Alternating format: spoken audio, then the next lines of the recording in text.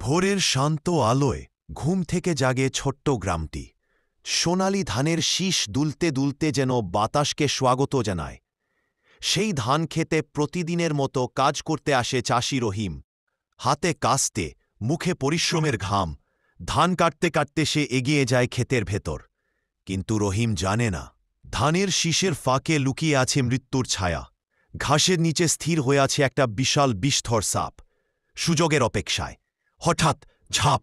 সাপটি বজ্রগতিতে রহিমের পায়ে চোবল মারে। ব্যথায় চিৎকার করে রহিম মাটিতে লুটিয়ে পড়ে। চোখের সামনে সব ঝাপসা হতে থাকে। ঠিক তখনই আকাশ কালো হয়ে যায়। গর্জে ওঠে মেঘ। গড়র ড্যাং! মুষলধারে বৃষ্টি নামতে শুরু করে। ধান খেতে কাদায় ভিজে যায়। বাতাসে ছড়িয়ে পড়ে আতঙ্কের গন্ধ। দূরে থাকা অন্য চাষিরা বৃষ্টিতে ভিজতে ভিজতে দৌড়ে আসে।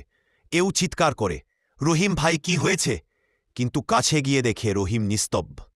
বৃষ্টির শব্দের সঙ্গে মিশে যায় কান্নার আওয়াজ। কেউ কাঁপে, কেউ বুক চাপড়াতে থাকে। তাদের চোখের সামনে এক পরিশ্রমী মানুষের জীবন ঝরে গেছে। শেষ পর্যন্ত সবাই মিলে ভেজা শরীরেই রহিমের দেহে তুলে নিয়ে বাড়িয়ে পথ।